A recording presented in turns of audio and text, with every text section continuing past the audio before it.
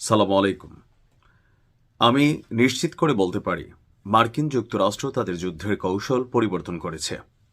গতকালকে আপনাদেরকে একটা নিউজ দিয়েছিলাম যে হুট করে ইরানের খুবই গুরুত্বপূর্ণ সমুদ্র উপকূলীয় একটা বড় শহর, যেখানে সামরিকভাবে বেশ গুরুত্বপূর্ণ এই শহরটা, সেখানে একটা 8 তলা আবাসিক ভবনের 2 তলা এবং 3 তলা মানে 2টা তালা একদম উড়ে গেল। পরবর্তীতে আমরা জানলাম সেখানে আইআরজিসির নৌবাহিনীর একজন গুরুত্বপূর্ণ কমান্ডার বসবাস করেন। তবে এই ঘটনায় বেশ কয়েকজন নিহত হয়েছেন। তিনি কি জীবিত আছেন নাকি না জানি না। তখনই আমি বলেছিলাম ঘটনাটা স্বাভাবিক না।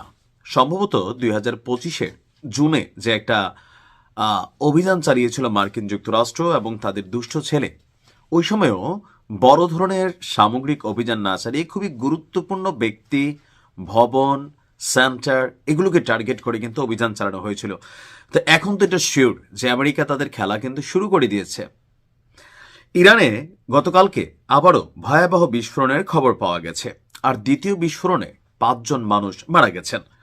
দেশটির দক্ষিণাঞ্চলে অবস্থিত বন্দর আব্বাসে বিস্ফোরণের পরে গেল কয়েক ঘন্টা পর দক্ষিণ পশ্চিমাঞ্চলীয় আরেকটি গুরুত্বপূর্ণ শহর আহভাজেও আপনার বিস্ফোরণের ঘটনা ঘটে, এমনকি 2 ঘটনায় এখানে ব্যাপক মানুষের প্রাণহানি হয়েছে।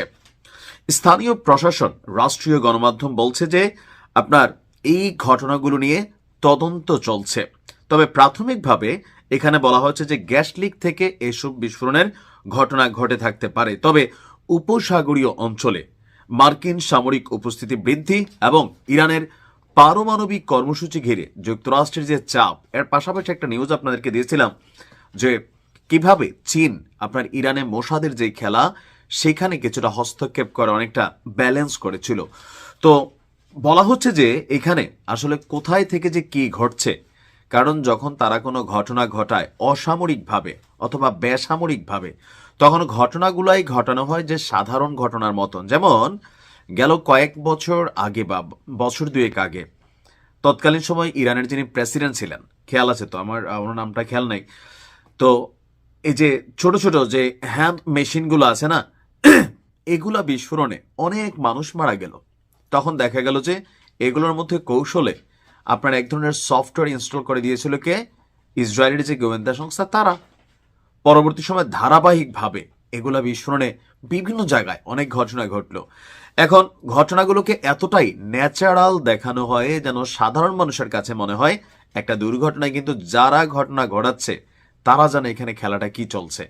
দ্বিতীয় যে ভবনেও অভিযান চলেছে, বলা হচ্ছে এটাও একটা আবাসিক ভবন, এমনকি এখানেও সামরিক কর্মকর্তাদের বসবাস। আপনি যদি একটু 2 4 মেলানোর চেষ্টা করেন, তাহলে আমার কাছে মনে হচ্ছে যে গতবার যেটা করছিল এক ধরনের অবস্থান থেকে, আর এবার যেহেতু একদম নাকের ডগায় তাদের যুদ্ধ যে জাহাজগুলো সেগুলো আছে, স্যাটেলাইট প্রযুক্তি তারা ব্যবহার করতেছে, হয়তোবা ওই যে মাঝখানে শুনছিলাম যে স্পেশালি বেশ কিছু মানুষকে আসলে তারা ধরবে, হয়তো এরকম টার্গেট করে একের পর এক ঘটনা ঘটাচ্ছে।